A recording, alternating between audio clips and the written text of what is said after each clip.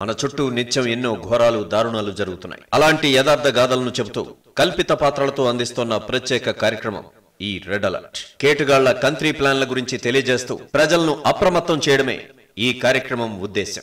Welcome to red alert special episode.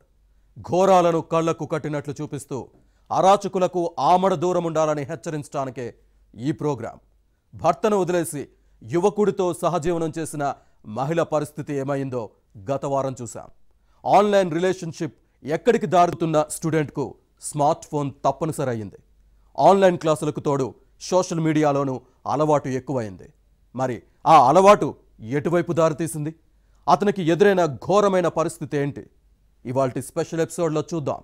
Rakesh engineering student, Hyderabad శివారులోని కొంపల్లిలో నివాసం. ఇప్పుడంతా కరోనా కాలం కాబట్టి కాలేజీలు క్లోజ్ అయ్యాయి, క్లాసులేమీ జరగటం లేదు. అందుకే రాకేష్ పరిస్థితి కొత్తగా రెక్కలొచ్చిన పక్షి మాదిరిగా అయిపోయింది. కాలేజీ లేదన్న మాటే గాని ఇంట్లో మాత్రం ఉండడు.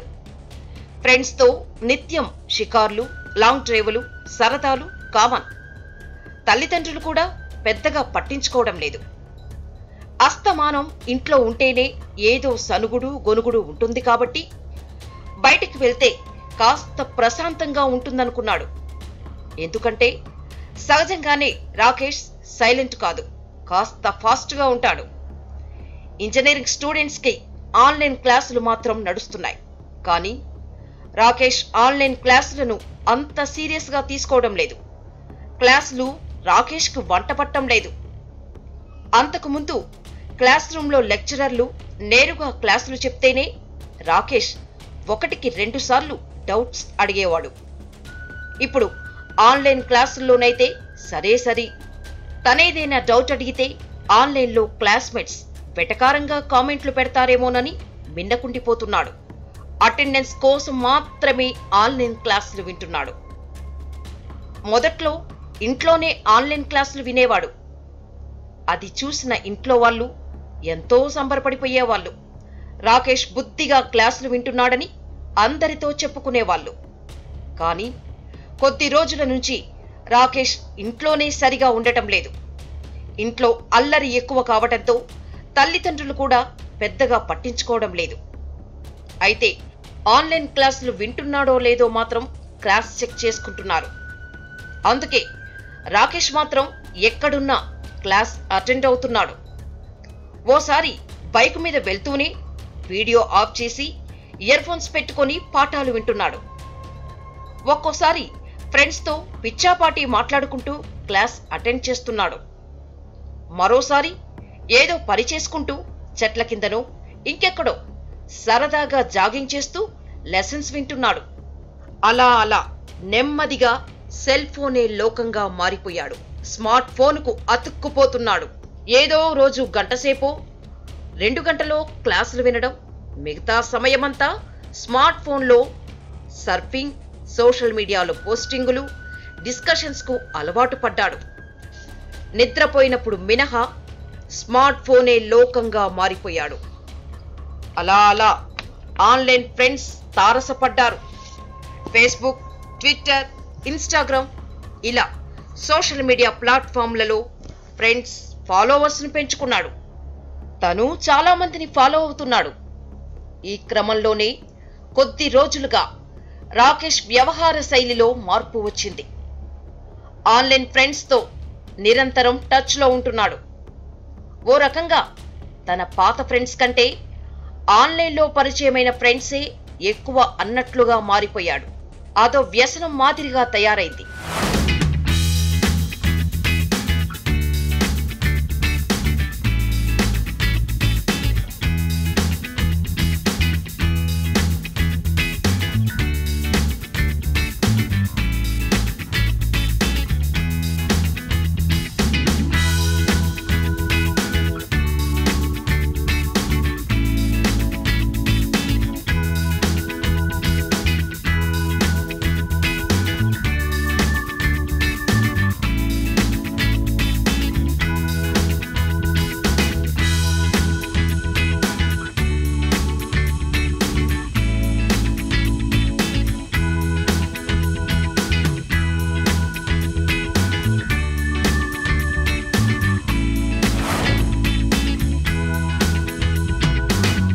రాకేష్ రోజు రోజుకు స్మార్ట్ ఫోన్ పురుగులా మారిపోయాడు.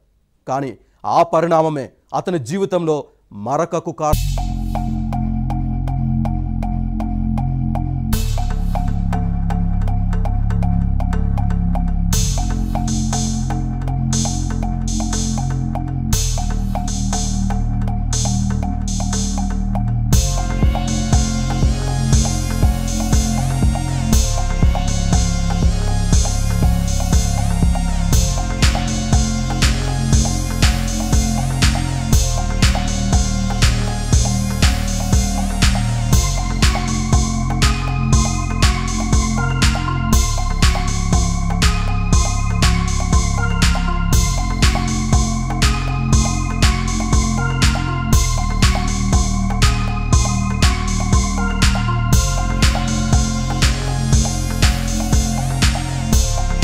దుఃఖం ఆగేలా లేదు.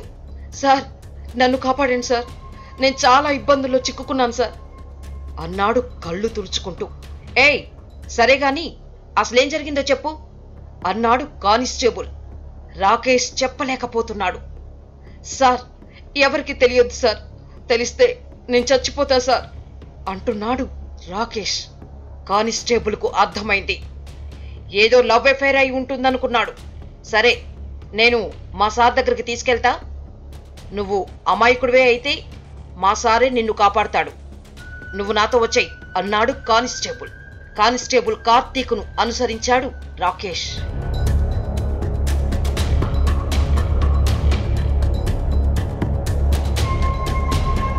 రాకేష్ ను నేరుగా ఎస్ఐ లోకేష్ ఛాంబర్లోకి తీసుకెళ్లాడు.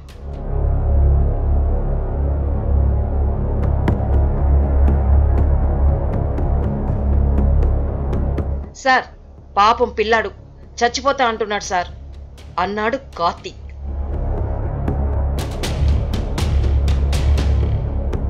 అతన్ని పూర్తిగా గమనించిన ఎస్ఐ వాటర్ బాటిల్ ఇచ్చి నీళ్లు తాగమన్నాడు.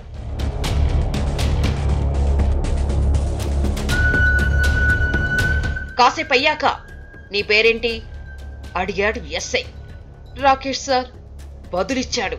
నీ బాధేంటి చెప్పు అన్నాడు ఎస్ఐ.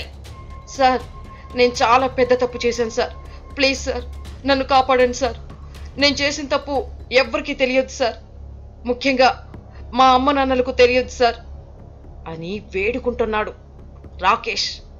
సార్, పోలీసులు ఎలాగైనా నాకు న్యాయం చేస్తారన్న నమ్మకంతో వచ్చాను సార్, లేదంటే నేను సూసైడ్ చేసుకునేవాణ్ణి సార్ అన్నాడు రాకేష్. నీ నమ్మకాన్ని మేము నిజం చేస్తాం, నువ్వేం భయపడకు, ఏం జరిగిందో చెప్పు, మేం సాల్వ్ చేస్తాం, నిన్ను ప్రమాదంలో నుంచి బయటపడేస్తాం అన్నాడు ఎస్ఐ లోకేష్. సార్, ఒక్క రిక్వెస్ట్ సార్, నేను మీకు కంప్లైంట్ ఇచ్చినట్లు, నేను అలా చేసినట్టు అస్సలు బయటకు తెలియదు సార్, వాళ్ళకు తెలిస్తే నా లైఫ్ను ప్రమాదంలో పడేస్తారు సార్ మళ్ళీ మొదలు పెట్టాడు రాకేష్. రాకేష్, అసలేమైందో చెప్పు, మేమున్నామని చెప్తున్నాం కదా, నీకేమీ కాకుండా మాది భరోసా, మీ అమ్మ నాన్నలకు కూడా తెలియకుండా నీ ప్రాబ్లం సాల్వ్ చేస్తాం అన్నాడు ఎస్ఐ.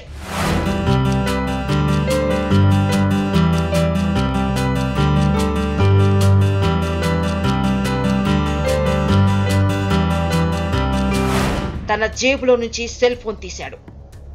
అందులో నుంచి ఓ మెసేజ్ తీసి చూపించాడు.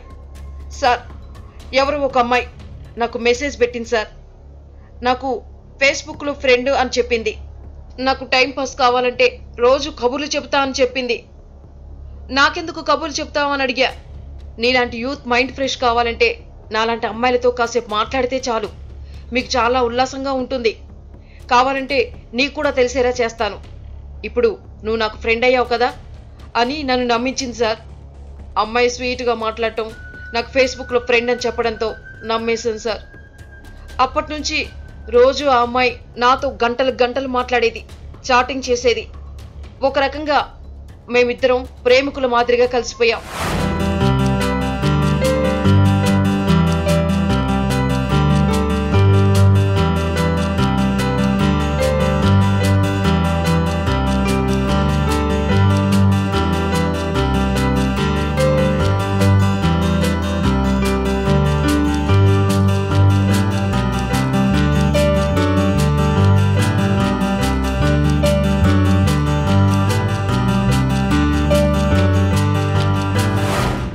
రోజైనా తనతో మాట్లాడుకుంటే నాకు మనసంతా ఏదో వెలితిగా ఉండేది. కొద్ది రోజుల తర్వాత అమ్మాయి వీడియో కాల్స్ చేయడం మొదలెట్టింది. ముఖ్యంగా రాత్రిపూట చాలాసేపు వీడియో కాల్లో మాట్లాడేది. అలా ఉన్నట్టుండి ఓ రోజు చిన్న గేమ్ ఆడదామని చెప్పింది. తాను ఎలా చేస్తే నేను అలా చేయాలని చెప్పింది. లేకుంటే నేను ఓడిపోయినట్లే అని టెంప్ట్ చేసింది. నేను సరే అన్నాక అమ్మాయి తన ఒంటి మీద ఉన్న దుస్తులు ఒక్కొక్కటిగా తీసేసింది. నన్ను కూడా రెచ్చగొట్టింది. మొదట నాకు సిగ్గనిపించింది. కానీ ఒక అమ్మాయిని అయి ఉండి నేనే ఇలా చేస్తున్నా, నువ్వు మగాడివి కాదా అని రెచ్చగొట్టింది సార్. దాంతో నేను కూడా ఒంటి మీద దుస్తులు తీసేశాను.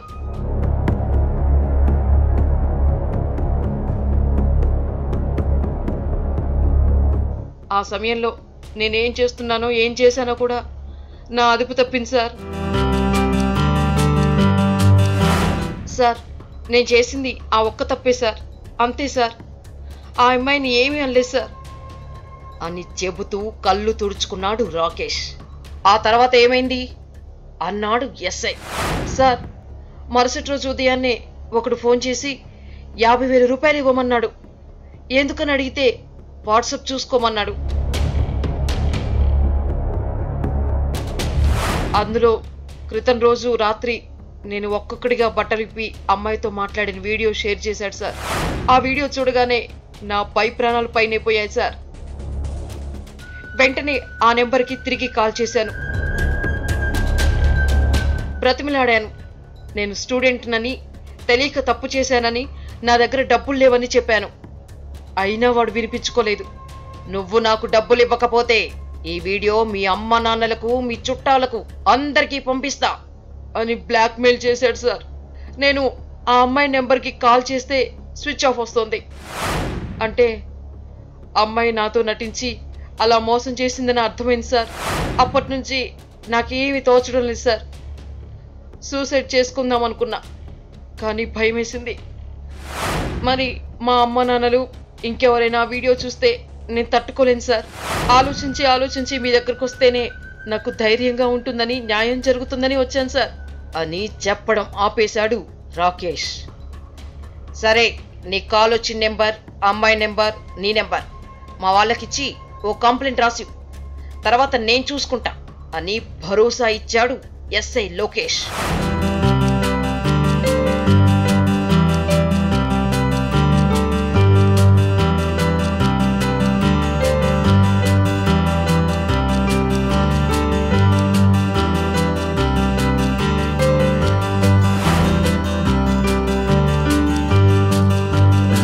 రాకేష్ను మోసం చేసిన ముఠా దొరికిందా? వాళ్ళు ఇంకా ఎంతమందిని ఇలా మోసం చేశారు? ఈ కేసును పోలీసులు ఎలా ఛేదించారు? క్లైమాక్స్లో చూద్దాం.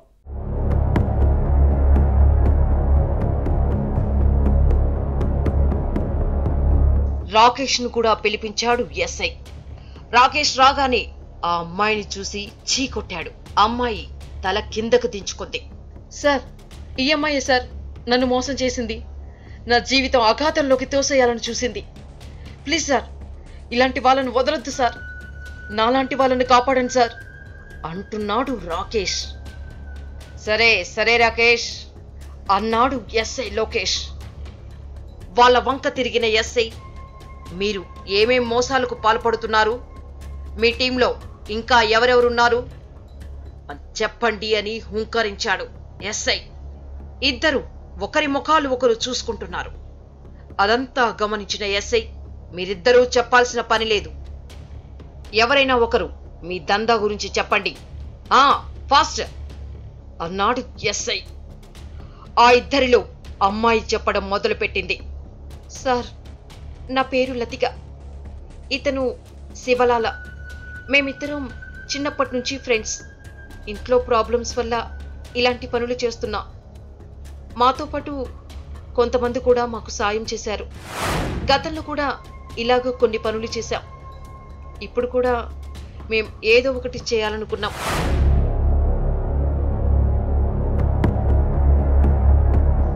ఇదిగో ఓ రోజు శివ నా దగ్గరికి వచ్చి ఈ వీడియో కాల్ ట్రాంపింగ్ గురించి చెప్పాడు.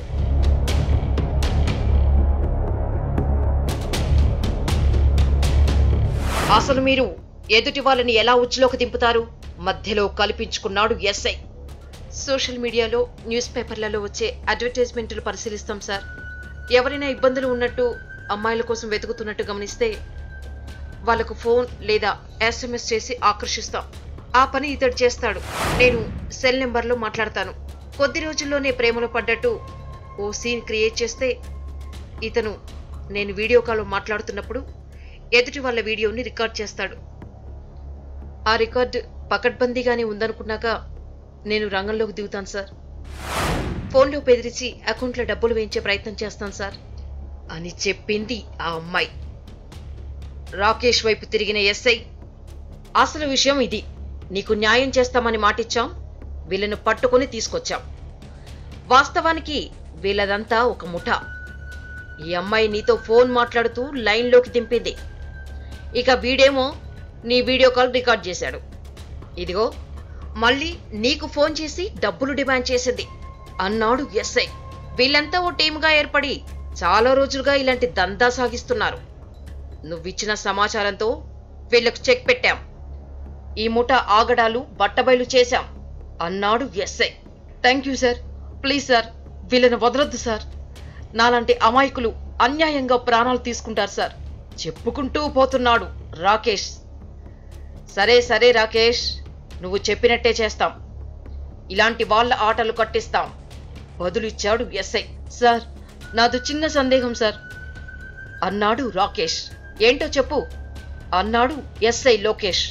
సార్, మీకు వీళ్ళు ఎలా దొరికారు సార్ ఆసక్తిగా ప్రశ్నించాడు రాకేష్. చూడు రాకేష్, నువ్విచ్చిన సెల్ నెంబర్లతో రంగంలోకి దిగాం. మా వాళ్లే కస్టమర్లుగా యాక్ట్ చేశారు. దీంతో ఆ టీంలో అందర్నీ పట్టుకోగలిగాం అని బదులిచ్చాడు ఎస్ఐ. ఇలాంటి వాళ్ళు బయట ఉంటే సమాజానికే ప్రమాదం. మిస్టర్ కార్తీక్, వీళ్ళను కస్టడీలోకి తీసుకో అని ఆదేశించాడు ఎస్ఐ.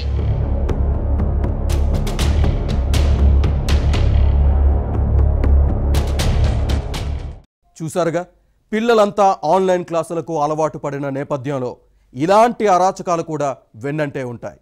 చిన్నారుల భవిష్యత్తుతో ఆటలాడుకుంటాయి. సో ఇలాంటి యాప్స్ సోషల్ మీడియా ఫ్రెండ్షిప్కు దూరంగా ఉండాలని హెచ్చరిస్తోంది. వరాలు దారుణాలనే కాదు, వాటి వెనుక దాగి ఉన్న ప్లాన్లను పట్టిలాగుతుంది రెడ్ అలర్ట్. అప్రమత్తంగా ఉండాలంటూ అందరినీ జాగృతం చేస్తుంది. అలాంటి కథనాల గురించి చెప్పేందుకు మళ్ళీ వస్తుంది రెడ్ అలర్ట్.